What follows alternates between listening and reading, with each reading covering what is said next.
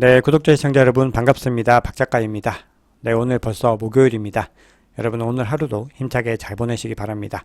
어제 비트코인을 비롯해서 암호화폐들이 전반적으로 상승으로 마감을 했습니다. 자, 그래서 암호화폐들이 상승한 이유가 무엇이고 앞으로 이 시장이 어떻게 흘러갈 것인지에 대해서 여러 가지 이야기들을 한번 공유해 보도록 하겠습니다. 네, 오늘 내용이 도움이 되셨다면 구독, 좋아요, 알림 설정, 댓글 정중하게 부탁드립니다. 네, 그러면 뉴욕 3대 지수부터 먼저 보겠습니다. 네, 어제 3대 지수는 모두 다 상승으로 마감을 했습니다. 그 중에서도 가장 크게 상승한 건 나스닥이었는데요. 자, 그 이유는 이 엔비디아의 호실적에 대한 기대감 속에서 강세 마감을 한 겁니다. 자, 근데 장 마감 이후에 실적을 발표했는데 굉장히 예상치를 훌쩍 뛰어넘는 성과를 보여주면서 어닝 서프라이즈를 기록했습니다. 자, 그리고 그동안에 증시를 비롯해서 이 암호화폐 시장까지 굉장히 위험 자산 시장을 짓눌렀던 미국 국채 금리도 지금 하락세로 전환을 하면서 상승세에 더 날개를 달아준 격이 되었습니다. 자, 그러면 엔비디아 매출 간단하게만 보고 가겠습니다. 자, 지금 매출이 135억 1천만 달러인데 시장 예측치를 거의 20% 이상 웃돌았습니다. 주당 이익도 2.7달러로 예상치인 2.09달러를 훌쩍 뛰어넘었고요. 네, 그 결과 시간의 거래에서 엔비디아는 9% 넘게 급등하고 있습니다. 네, 그리고 앞서 언급드렸듯이 그동안 급등세를 보였던 미국 국채 금리도 하락세를 그리면서 증시에 힘을 보태고 있습니다. 지금 10년물 국채 금리인데요. 최근 2007년 이후 최고 수준인 4.35%를 돌파했다가 어제는 최저 4.188% 수준까지 떨어졌습니다. 지금 촬영 시점 기준으로는 소폭 상승했네요. 자, 블룸버그는 미국과 유럽의 주요 경제 데이터들이 발표된 이후에 주요국 중앙은행들이 경기 침체를 막기 위해서 금리 인상을 중단할 것이라는 추측이 확산됐고 그 결과 주식과 채권 가격이 상승했다라고 보도를 했습니다. 자, 참고로 채권 가격이 상승했다라는 게 채권 수익률이 하락했다라는 의미와 동일한 겁니다. 네, 그럼 어제 어떤 주요 지표들이 발표됐냐면 굉장히 많이 발표됐죠. 자, 그 중에서도 제조업 구매 관리자 지수, 서비스 구매 관리자 지수 이 두 가지를 좀 집중해서 보겠습니다. 자, 이 두 가지 지표는 미국의 어떤 산업의 성장성이 어떻게 되는지를 측정하는 것이기 때문에 경제와 직결되는 굉장히 중요한 지표라고 볼 수가 있습니다. 자, 우선 제조업 구매 관리자 지수를 보시면 47인데 이거는 이전과 예측을 모두 다 크게 하회를 하는 모습입니다. 그리고 두 달 만에 가장 낮은 수준을 기록을 했습니다. 자, 그리고 서비스 구매 관리자 지수를 보셔도요. 51.0으로 지금 예측치와 이전을 다 하회를 하고 있는데 이건 6개월 만에 지금 최저치를 보이고 있는 겁니다. 그러니까 지금 미국의 경제 상황이 그렇게 견고하지 않다라는 시그널로 작용할 수 있는 거죠. 거기다가 지금 서비스 구매 관리자 지수는 절대 기준인 50을 상회를 하고 있는데 제조업 같은 경우는 지금 50 밑에서 머무른 지가 상당히 오래되었고 지금 더 하락 추세에 있다는 것이기 때문에 위험한 시그널로 보는 것이죠. 자, 그래서 다음 달에 금리를 동결할 것이라는 전망이 86.5%로 절대적으로 높습니다. 자, 그래서 결론적으로 투자자들의 눈은 25일 파월 의장의 잭슨 홀 연설에 쏠리고 있습니다. 그래서 여기서 금리의 방향성을 찾을 수 있을 거라고 기대를 하고 있는데요. 약간만 비둘기파적인 발언을 해줘도 이 자산시장에 굉장히 큰 활력이 될 수 있습니다. 자, 그럼 비트코인 차트를 보시겠습니다. 네, 어제 비트코인은 꽤 큰 폭으로 상승의 움직임을 보였습니다. 그래서 촬영 시점 기준으로 26.45K에 머물고 있습니다. 네, 어제 비트코인은 1.61% 상승을 했고요. 이더리움은 선물 ETF 승인에 대한 기대감이 반영된 원이니까요. 2.87% 거의 3% 가까이 상승을 했습니다. 자, 그리고 어제 리플도 1.7% 정도 상승을 했는데 어제 가장 크게 상승을 한 거는 이 솔라나인데요. 자, 이 솔라나가 상승한 이유에 대해서는 뒤에서 한번 설명을 드리겠습니다. 자, 그래서 어제 알트코인들이 더 선방을 하면서 비트코인 도미넌스는 하락을 했습니다. 그래서 촬영 시점 기준 49.2%입니다. 네, 공포 및 탐욕 지수는 어제보다 4계단 상승해서 40일에 머물고 있는데요. 여전히 공포 단계입니다. 네, 그러면 CVD 차트를 보겠습니다. 자, 먼저 파이어 차트를 보시면 매수벽 같은 경우는 어제와 동일하게 25K에서 가장 뚜렷하게 지금 매수벽이 두텁게 형성이 되어 있고요. 그 바로 하단에도 꽤 두꺼운 수준으로 여전히 매수벽이 존재하고 있습니다. 자, 그리고 매도벽 같은 경우는 원래 이 구간 26K 조금 상단에 꽤 두껍게 하나가 형성되고 있었는데 이거를 거침없이 뚫고 올라갔습니다. 그래서 이 매도벽이 지금은 존재하지 않는 상황이고요. 자, 이 구간대까지는 뚜렷하게 형성되어 있는 매도벽이 존재하지 않습니다. 그리고 30K 그리고 31K에서 뚜렷하게 지금 매도벽이 존재해서 이 구간이 중요한 저항으로 작용을 할 수 있죠. 그래서 뒤에서 거래량을 통해서도 다시 한번 보여드리겠지만 이 구간은 사실 매수세가 조금만 더 힘을 내면 충분히 쭉 올라갈 수 있는데 서로 간에 조금 더 싼 가격에 매입을 하려는 어떤 그런 의지들의 표현이다, 이렇게 볼 수가 있겠습니다. 자, 그래서 고래들의 움직임을 한번 보시면 가장 큰 규모의 갈색 고래 같은 경우는 지금 이 구간부터 계속해서 홀딩을 하고 있습니다. 지금 여기서 좀 소폭 물량을 털어내고 지금 계속해서 시장을 관망하고 있고요. 자, 두 번째로 큰 보라색 고래 같은 경우도 계속해서 물량을 던져내고 있는 모습입니다. 자, 그러면 시장을 반등시킨 장본인은 요 세 번째 빨간색 고래로 추측이 됩니다. 이렇게 탁 매입을 하는 순간에 가격이 상승을 했는데요. 지금 매입을 한 양에 비해서 뭔가 어떤 이 차트상의 느낌으로는 좀 가격이 많이 상승한 것 같은 느낌이 있는데, 사실 이렇게 시장이 이런 상황들, 유동성 자체가 많지 않은 장세에서는 조금의 물량이 들어가도 가격은 그보다 훨씬 더 크게 반영되는 경우가 많이 있는 거죠. 그래서 어제 가격이 반등한 거는 빨간색 고래 진입 때문이었다라는 거고요. 녹색 고래 같은 경우는 아주 조금씩 매입을 늘려나가고 있고, 이 주황색 고래는 계속해서 매물을 던지는 모습을 보이고 있습니다. 자, 그러면 중요한 기사들과 전체적인 또 시장의 상황들을 좀 볼 텐데요. 제가 늘 소개해드리는 온체인 지표는 글래스노드에서 대부분 집계한 것들입니다. 근데 최근에 이 글래스노드가요, 매주마다 위클리 리포트를 발표를 하거든요.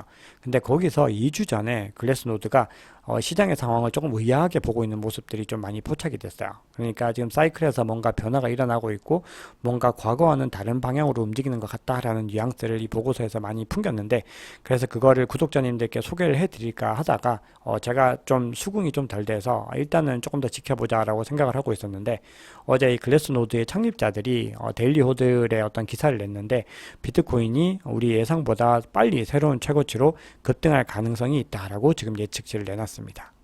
네, 이 글래스노드 공동 창립자들이 비트코인의 큰 상승을 기대하는 그 이유는요, 거시경제적인 상황들과 가장 밀접하게 연관이 있는데요. 네, 그 중에서도 미국 달러의 가치를 측정하는 미국 달러 지수가 106으로 정점에 이를 것으로 예측을 하고 있는데, 그 정점을 찍고 나면은 이제 암호화폐 같은 위험 자산에 자본을 투입하기 시작한다라는 시그널로 예측을 하고 있습니다. 즉, 최고의 비트코인 환경을 위한 무대가 만들어질 거라는 거죠.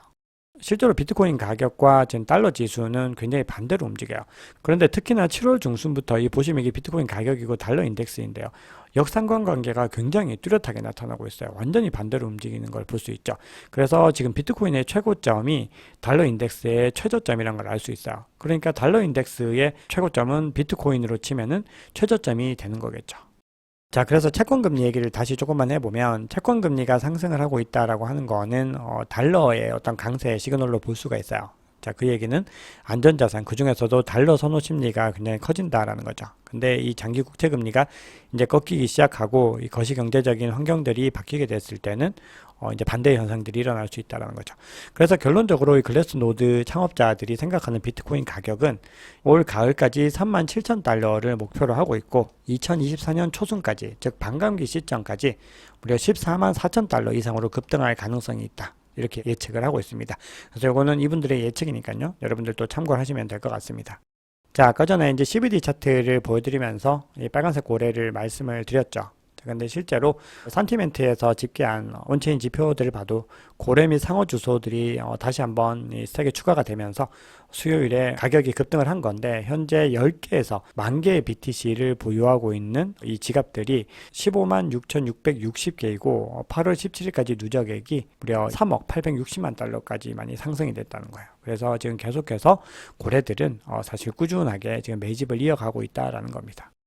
자, 그럼 지금부터는 비트코인과 리플에 대해서 조금 더 자세하게 말씀을 좀 드려보겠습니다. 지금 요거는 BTC.com에서 가지고 온 채굴 난이도 자료입니다. 비트코인 네트워크는 격주로 이 난이도를 재조정을 하거든요. 그래서 난이도가 지금 6.17% 증가를 하면서 계속해서 신기록을 지금 세우고 있습니다. 계속해서 상승하는 모습들을 보이고 있어요.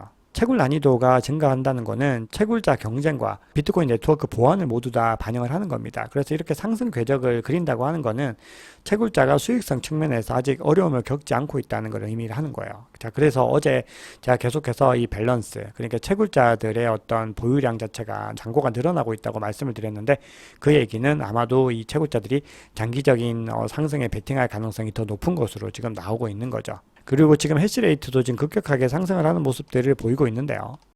해시레이트 정확하게 계산하기는 좀 어려운데요. 이 소스에 따라서 해시 비율이 초당 400회 엑사해시가 넘는 기존 사상 최고치에 또 도전을 하고 있는 거예요. 그래서 지금 이 네트워크의 보안과 안전성이 굉장히 굳건하게 상승하고 있고, 그리고 채굴자들이 이 비트코인에게 품고 있는 이 믿음들이 굳건하다라는 걸 알 수가 있는 겁니다. 자, 이런 상황에서 북미 암호화폐 채굴업체예요. 마라톤 디지털의 CEO가 나와서 SEC가 이더리움 선물 ETF를 승인할 것으로 본다라고 얘기를 했습니다. 이거는 거의 확정적으로 그럴 가능성이 매우 높다라는 의미로 이야기를 했습니다. 자, 그런데 이 이더리움 선물 ETF를 승인하면은 비트코인 현물 ETF의 승인 가능성도 높아진다고 강조를 하면서 승인 가능성을 50% 이상으로 보고 있다, 이렇게 주장을 했습니다. 자, 그런데 최근에 유럽에서 최초로 비트코인 현물 ETF가 승인이 됐죠. 근데 외신에서는 굉장히 투자자들의 외면을 받고 있다, 뭐 이런 식의 기사를 내보내서 투자자들이 굉장히 좀 혼란스럽게 했는데요. 근데 이거를 조금 더 내역을 자세하게 보면요, 이게 영국령 건지라는 곳의 금융당국에서 그 ETF가 승인이 된 겁니다.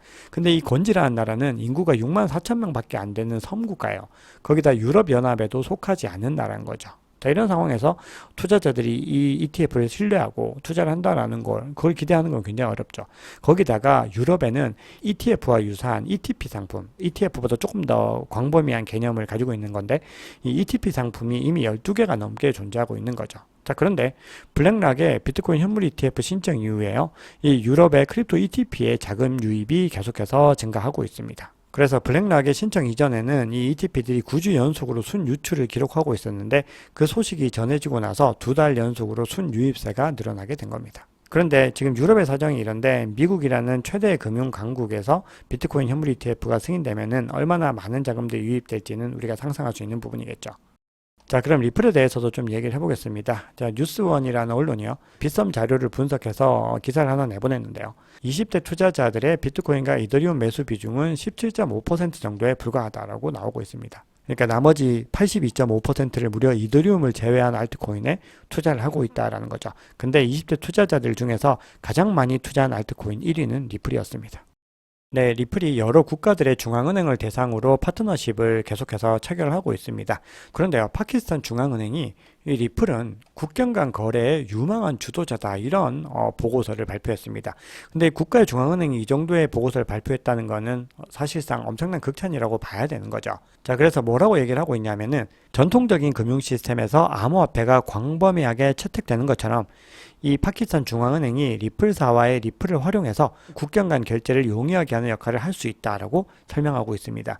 자, 이 파키스탄이 지금 리플을 주목하고 있는 거는, 제가 리플 컨텐츠에서도 소개를 해드렸지만, 어떤 특정한 국가들은요, 국경 간 결제에서의 충분한 유동성을 공급받지 못하고 있는 실정입니다. 그렇기 때문에 이 리플이라는 대안을 본인들이 선택하는 거는 굉장히 좋은 대안이 될 수 있는 거거든요. 그러면서 이제 나온 게 유망한 선구자다라는 이런 얘기를 한 겁니다. 근데 여기서 더 중요한 게 있습니다.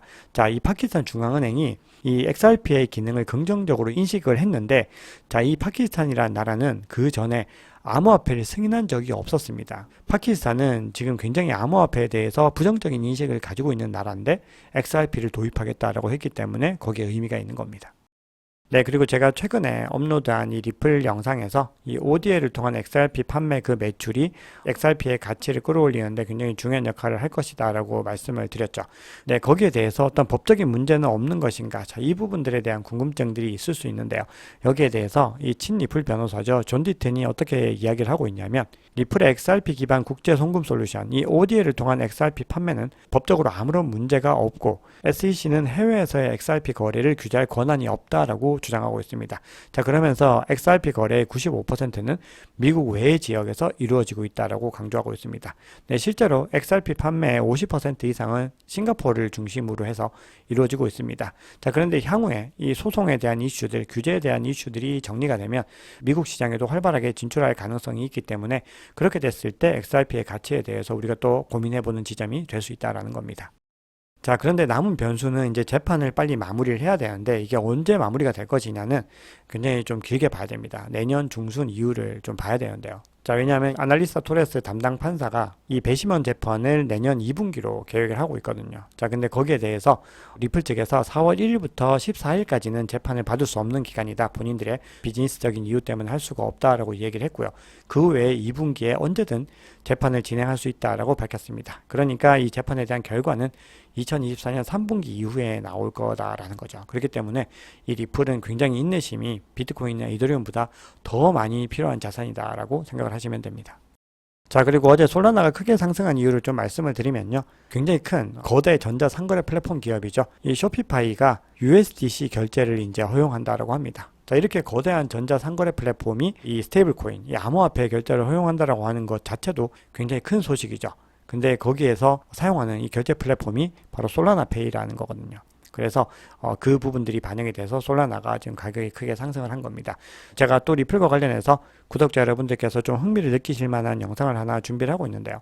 거기에 보시면은 지금 북미에서 솔라나의 인기가 굉장히 좀 크다는 걸 알 수가 있어요. 그래서 지금 시장에서 아직까지는 어떤 새로운 프로젝트들이 활약할지를 우리가 뭐 짐작한다는 건 굉장히 어렵지만 현재 비트코인이나 이더리움이 가장 정점에 있는 거는 분명하고요. 그 외에도 리플이라든지 솔라나 같은 회사들이 굉장히 좀 유의미한 어떤 성과들을 내고 있는 측면에서는 좀 부각이 되는 부분들이 있습니다. 이거는 매수 매도 추천은 아니고요. 자, 그리고 센티멘트 자료를 하나만 보고 이제 기술적인 분석을 보겠습니다. 자, 지금 소셜미디어가요, 가격이 급락했을 때 바이더딥이라는 키워드들이 굉장히 많이 나왔고 저가 매수에 대한 이야기들이 나왔는데 지금은 굉장히 많이 식은 모습들을 보이고 있죠. 자, 그런데 센티멘트 측에서는 사실은 투심이 중립일 때가 가장 좋은 암호화폐 매수의 타이밍이다라고 얘기를 하고 있습니다. 자, 그러면서 주요 소셜미디어에서 투자자 심리가 너무 비관적이지도 낙관적이지도 않을 때 암호화폐 매수 기회가 지금까지는 역사적으로 나타났다고 합니다. 이 표가 너무 빠글빠글한데 여기 이제 가격 대비 소셜 볼륨에 대한 비교를 하고 있거든요. 네, 그러면 기술적인 관점들을 간단하게 보고 마무리를 하겠습니다. 자, 8월 22일에 이 비트코인의 캔들스틱의 긴 꼬리가 이제 내려왔거든요. 그게 24.8K의 지지선을 보호하기 위해서 굉장히 치열하게 이 매수세들이 노력하고 있는 증거다라고 지금 라켓 유패드에는 얘기를 하고 있어요. 자, 그래서 우리가 단기적인 움직임에서 중요한 거는 결국 26.8K의 장애물을 통과한 다음에 22MA인 27.7K를 빨리 극복하는 것이다 라고 얘기를 하고 있습니다. 그래서 그 지점을 통과하고 나면은 이제 28K 이후로 30K, 31K까지 갈 수 있다라는 거죠. 자, 그런데 22MA가 지금 계속해서 하락을 하고 있고 그리고 RSI가 지금 굉장히 역대급의 과매도 수준으로 와 있는데 그래서 그 얘기는 단기적으로는 회복 가능성이 좀 더 높은 걸로 보이는데 만약에 여기서 하락세가 더 힘을 내게 됐을 때는 결국 가장 중요한 지지 구간인 24.8K가 어떻게 유지되는지가 중요하고 만약 이 구간이 무너지면 20K까지도 하락할 가능성이 있다 이렇게 주장을 하고 있습니다. 자, 지금 지지 구간과 저항 구간이 형성된 이유는 거래량들이 얼마나 많이 거기에 몰려 있냐가 중요하게 작용을 하는 거죠. 그래서 이제 보시면은 지금 가격대는 요 구간에 들어와 있습니다. 거래량이 굉장히 적은 거죠. 그래서 계속 이 사이에서 왔다 갔다 하고 있는 모습들을 보이고 있거든요. 자, 그래서 조금만 더 힘을 내면은 요 저항 영역까지는 쉽게 갈 수가 있는 거죠. 근데 28.9K부터 40K 부근까지는 이 매물대가 엄청나게 많이 몰려 있는 거예요. 그래서 이 구간을 하나하나 뚫고 올라가는 것이 단기적으로 굉장히 중요한 미션이고요. 자, 그 이후에는 이 거래량이 확연하게 주는 모습을 보이고 있죠. 그래서 더 쉽게 상승 추세로 이어질 수 있다. 그래서 지금 40K를 통과했을 때 본격적으로 상승장으로 전환될 수 있다라고 이야기를 하는 겁니다. 자, 그리고 밑에도 보시면은 굉장히 24K 밑으로 해서 거래량이 굉장히 많은 걸 볼 수 있죠. 그래서 이 구간이 중요하게 또 지지 구간으로 작용을 하고 있는 겁니다. 자, 그러면 데이브 더 웨이브라고 하는 암호화폐 분석가의 기술적인 분석들을 보고서 영상을 마무리하겠습니다. 자, 비트코인 투자에서는 200주 이동 평균을 굉장히 중요한 지표로 활용을 하죠. 근데 이분은 200주 이동 평균이 중요한 지지 저항 구간이 아니다라고 주장을 하면서 본인은 어떤 중기 변동성과 잡음을 필터링 하면서도 이 비트코인의 거시적 최고점과 최저점을 예측할 수 있는 이 로그 성장 곡선 그리고 가격 최고점과 최고점을 식별하는데 가장 유용하게 사용할 수 있는 가우스 채널을 주로 이용한다라고 얘기를 하고 있습니다. 자, 그러면서 이 두 가지의 어떤 채널을 확인을 했을 때 지금 비트코인은 견고한 상승 후에 정상적인 통합 측면에서 계속해서 유지가 되고 있다라는 겁니다. 왜냐하면 이 채널 안에서 전혀 지금 벗어나지 않고 있다는 거예요. 그래서 이 구간을 따라서 계속해서 상승할 가능성이 높다라고 얘기를 하고 있고요. 지금 가우스 채널에서도 녹색 구간이 나타나기 시작했습니다. 그래서 일단은 지금 이 채널 상으로 봤을 때는 아마 상승 움직임으로 좀 전환이 될 가능성이 조금은 더 높지 않을까 이렇게 추측을 해봅니다. 자, 오늘 준비한 얘기는 여기까지입니다. 여러분 오늘 내용이 도움이 되셨다면 구독, 좋아요, 알림 설정, 댓글 정중하게 부탁드리겠습니다. 지금까지 박 작가였습니다.